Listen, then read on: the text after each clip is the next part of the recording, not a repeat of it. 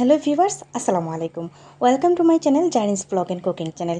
Viewers, আরও একটি recipe নিয়ে আজকে হাজির হয়েছি। আজকে দেখাবো রুটি বানানো। আর অনেকেই বলেন যে রুটি গোল হয় না, অনেকে গোল করতে পারেন না। তো তাদের জন্য আমার আজকের এই ছোট্টখাটো একটা ভিডিও। সবাই লাইক শেয়ার করে সাবস্ক্রাইব করে আমার পাশে থেকে যাবেন। আর অবশ্যই কমেন্ট করে আপনাদের মতামত জানাতে ভুলবেন না আজকের ভিডিও কেমন হয়েছে। তো প্রথমে ময়দাগুলো আমি ডো করে নিব। তো আমরা জানি আটা বা ময়দা আগেই কিন্তু ডো করা লাগে। তো প্রথমে গরম পানিটা আমি গরম করে নিয়েছি ভালো করে, তারপর লবণ দিয়ে দিয়েছি এবং আমি আমার পরিমাণ মতো এখানে ময়দা দিয়ে দিয়েছি। তো ভিউয়ার্স, ভালো করে কিন্তু এই খামিটা আমি বানিয়ে নিব। আর আপনারা কিন্তু দেখতে পারবেন কিভাবে খামিটা হবে। আর এটা কিন্তু খুব সফট এবং নরম তুলতুলে আকারে কিন্তু হবে। আর এটা কিন্তু অনেক ভালো লাগে, তাই আমি কিন্তু আজকের এই ভিডিওটা নিয়ে এসেছি। তো অনেকে বলেন যে আমি রুটি বানাতে পারি না, আমার রুটিটা কিন্তু গোল হয় না বা কিছু এরকম টাইপের কিছু কিন্তু বলে থাকেন। তো তাদের জন্য কিন্তু আমার আজকের ভিডিওটা, জানি না কতটুকু আপনাদের কাজে লাগতে পারে আমার আজকের ভিডিওটা। তো আমি মূলত ক্লাস 7 থেকেই কিন্তু আমি রুটি বানাতে পারি। তো রুটিটা আসলেও আমার বানানো হতো না। তো ক্লাস 7-এ থাকতে আমার ছোটো চাচুর বিয়ে হয়, আর তখন কিন্তু অনেক রুটি বানানো চলতেছিল। তো আমাদের কাজের মেয়ে, কাজের বুয়া, আমার বাবার বাড়িতে সবাই কিন্তু রুটির খামি বা এগুলো বানাচ্ছেন। আর আমিও শখ করে বলছি যে দাদু আমি বানাবো। তো আমার দাদু কিন্তু সব কাজই পারতেন, তো তার মধ্যে রুটি বানানোটা আমার দাদুর কাছে খুব একটা ইজিলি ছিল। তখন আমি বলতাম যে চাঁদের মতো গোল করে কিভাবে দাদু আপনি রুটি বানান। তখন দাদু আমাকে শিখিয়ে দিয়েছিলেন। তো হাতে ধরে আসলে কেউ কোনো কিছু শিখে না, আর দেখে দেখেই কিন্তু শিক্ষা গ্রহণ করতে হয়। তো দেখতেই পেরেছেন আমার কিন্তু ময়দার ডোটা হয়ে গিয়েছে। আর অলরেডি আমি এখন অর্ধেক ধাপ নিয়ে নিয়েছি এই ময়দার ডোটা। এখন আমি হাত দিয়ে ভালো করে মাখিয়ে নেব। আমি সব মাখিয়ে নিতে পারতাম, কিন্তু অর্ধেকটাই আপনাদের মাঝে আমি প্রথম শেয়ার করব। তো আসলেও কিন্তু ময়দার এই খামিটা যখন মাখানো, সেটা কিন্তু আমার শ্বশুরের কাছ থেকে আমি শিখেছি। যখন আমার প্রথম বিয়ে হয় তখন কিন্তু আমার 16+ ছিল, কিছুটা 16.5 ওইরকম একটা বয়স ছিল। তখন আমি এরকম ময়দার ডো বানাতে পারতাম না। তখন আমার শ্বশুর বলতেন, জারিন আমাকে দাও গো, আমি করে দিই। তো আজকে আমার শ্বশুর কিন্তু নাই দুনিয়াতে। সবাই দোয়া করবেন আমার শ্বশুরের জন্য, আল্লাহ যেন বেহেশত নসিব করেন। তো ওই শ্বশুরে দেখে শিখেছিলাম। তো আমাকে বলেছিলেন এভাবে প্রথমে পানি নিয়ে নিও, ঠান্ডা পানি, আর তারপর একটু একটু নিয়ে তারপর হাতের মধ্যে দিয়ে তারপর কিন্তু এটাকে ভালো করে খামিটা মাখাবা। তখন হাতে বেশি একটা গরম লাগবে না। তারপরেও কিন্তু আমার অনেক গরম লাগে, কারণ আমার হাতের চামড়াটা অনেক পাতলা। তো যাই হোক, দ্বিতীয় স্টেপের কিন্তু ময়দাগুলো আমি এভাবে হাত দিয়ে ভালো করে মাখিয়ে নিচ্ছি। তো অবশ্যই আপনারা এই টিপসটা ফলো করবেন, এভাবে একটু অল্প অল্প পানি নিয়ে আর ময়দার ডোটা এভাবে তৈরি করবেন। তো আমি এখানে রুটি বেলার জন্য খাট নিয়ে নিয়েছি, বেলুন নিয়ে নিয়েছি এবং ময়দা নিয়ে নিয়েছি কিছুটা, যাতে এটা রুটি বেলাতে আমার সাহায্য করে। তো এই তো আমি কিন্তু ভালো করে এটাকে মাখিয়ে নিচ্ছি। আর আমরা রুটি বানানোর আগে কিন্তু খামিটা এবং ময়দার ডোটা কিন্তু ভালো হতে হবে, পারফেক্ট হতে হবে, সফট হতে হবে, নরম হতে হবে, তাহলে কিন্তু আমাদের রুটিটা সুন্দর হবে। তো আপনি যে শেড ধরাবেন পরে কিন্তু সেইটি কিন্তু ধরবে। তো আমি আমার দাদুর কাছ থেকে কিন্তু রুটি বেলা এবং বেলাটা শিখেছিলাম, পরোটা। তো এই তো দেখতে পাচ্ছেন কত সুন্দর সফট করে করে নিয়েছি। আর আমার হাতটা দেখতে পাচ্ছেন কতটুকু লাল হয়েছে, অনেক গরম ছিল। এক হাত দেখেন আর ওই ডান হাতটা দেখেন কতটুকু লাল হয়েছিল। তো কতটুকু পরিমাণ গরম ছিল এটাই বোঝালাম আপনাদের।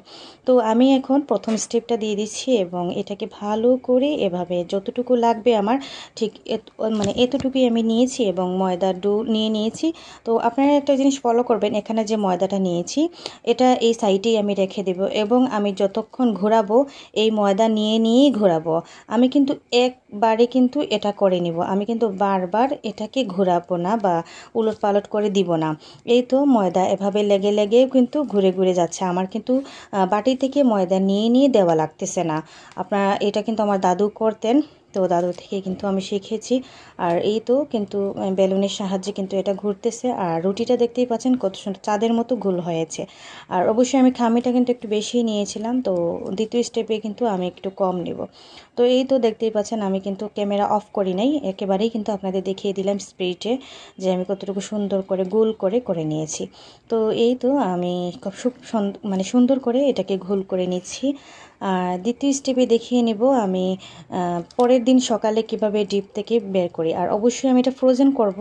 আর আমার ভাই আসবে বাড়ি থেকে, তো ভাইয়ের জন্য কিন্তু রুটিটা বেলে রাখছি, কারণ সকালে আসার পরেই তাকে কিন্তু নাস্তা দিতে হবে। তো সেজন্য আমি রাতে কিন্তু এই রুটিটাকে ফ্রোজেন করে রাখবো। তো এখন আমি আপনাকে দ্বিতীয় স্টেপ দেখিয়ে দিচ্ছি। যারা আমার এই স্টেপ দেখে শিখতে পারবেন না রুটি গোল করা, তাদের ক্ষেত্রে এই রুটি মেকারটা। তো রুটি মেকারটা আমি গত বছর নিয়েছিলাম, কিন্তু কোনো ভিডিও মেক করা হয় নাই। তবে এটা আমি কিন্তু ইউজ করি না বেশি একটা, আমি কিন্তু পপ বানাতে কিন্তু এটা ইউজ করি। আর এটা দেখিয়ে দিচ্ছি, আপনারা যারা একেবারেই রুটি বানানোটা গোল করতে পারেন না, তাদের জন্য কিন্তু আমার আজকের ভিডিওটা। তো এই তো আমি এভাবে একটা দিয়ে একটু ময়দা দিয়ে এটাকে চাপ দিয়ে কিন্তু সুন্দর একটা গোল শেড হয়ে যাবে। এতে কোনো ঝামেলা নাই গোল করার। তো আপনারা চাইলে কিন্তু এই ভিডিওটা ফলো করতে পারেন, একটা রুটি মেকার আনতে পারেন। তো আমার এই রুটি মেকারটা আমি সিলেট থেকে নিয়েছি এবং এটার দাম ছিল মাত্র 1300 টাকা। তো যাই হোক, এভাবেই কিন্তু আমি করে নিয়েছি। আর আপনাদের সামর্থ্য অনুযায়ী কিন্তু এটা পড়বে। মাত্র 1300 টাকা দিয়ে এটা আমি কিনেছি। এবং এই তো, আর আমি কিন্তু রুটি এটা দিয়ে বানাই না, কিন্তু আপনাদের জন্য দেখিয়ে দিলাম। আমি এখানে বেশিরভাগ বানাই পপ পিঠা। আমরা যে সিলেটি ভাষায় যেটাকে বলি নারিকেলের পিঠা, সেটাই কিন্তু এখানে বানাই। তো শুধু রুটিটা বানাই আর কি পপ পিঠার। আর পপ পিঠা তো নারিকেল ভাজা দিয়েই করি। তো এই তো দেখতে পাচ্ছেন আমি এখানে 3টা রুটি বেলে নিয়েছি এই রুটি মেকারে। কত সুন্দর আমার রুটিগুলো হয়ে গিয়েছে। এবার দেখিয়ে নিব আপনাদের রুটি ফ্রোজেন করা। তো আসলে রুটি ফ্রোজেন করাটা আমি নিজেই শিখেছি, এটা আমার নিজের বিদ্যা, আমার নিজের বুদ্ধি। তো আমি একটা পলিথিন ব্যাগ নিয়ে নিয়েছি, ভালো পলিথিন ধুয়ে পরিষ্কার করে এটাকে রুটির শেড অনুযায়ী গোল করে কাঁচি দিয়ে কেটে নিয়েছি। একটা দিয়েছি পলিথিনের উপরে এবং আরেকটা এরকম পলিথিন দিয়ে আমি কিন্তু সুন্দর করে সবগুলো রুটি ফ্রোজেন করে নেব। এবং এতে কোনো রুটি অর্ধেক সেঁকে ভাজার কোনো প্রয়োজন নাই। এটা এভাবে রেখে আমি ডিপ ফ্রিজে রেখে দেব। এই তো ফ্রোজেন করো আপনাদের দেখিয়ে নিলাম। তো এই তো আমি এখন ফ্রিজে দিয়ে দিব। তো আজকের এই ভিডিওটা আপনাদের কেমন লেগেছে অবশ্যই কমেন্ট বক্সে জানাতে ভুলবেন না। তো ভিডিওটা আজকের মতো এই পর্যন্তই। আর নতুন আরেকটা ভিডিও নিয়ে আমি আসব, কিভাবে রুটি ফ্রোজেন হয়, কিভাবে আমি রুটি ফ্রোজেনটাকে ভাজি, এগুলো আমি আপনাদেরকে নেক্সট 2 পার্টে দিয়ে দিব। তো ভিডিওটা আসলে আপনাদের অনেক কাজে লাগবে, কিন্তু আমার কাছে কিন্তু অনেক ইম্পর্টেন্ট মনে হয়েছে, সেজন্য কিন্তু এই ভিডিওটা আপনাদের মাঝে নিয়ে এসেছি। তো এই তো আমি কিন্তু ফ্রোজেনের জন্য রেখে দিয়েছি। আর রাত 12টা বাজে, আর সকাল 8টার দিকে কিন্তু আমি রুটিগুলো বের করে সাথে সাথে ভেজে নেব। তো এটা আপনাদের মাঝে আমি শেয়ার করব ইনশাল্লাহ নেক্সট ব্লগে। তো আজকের মতো এই পর্যন্তই। নতুন ভিডিও নিয়ে অবশ্যই হাজির হব। সে অবধি সবাই ভালো থাকবেন, সুস্থ থাকবেন। থ্যাংকস ফর ওয়াচিং এন্ড আসসালামু আলাইকুম।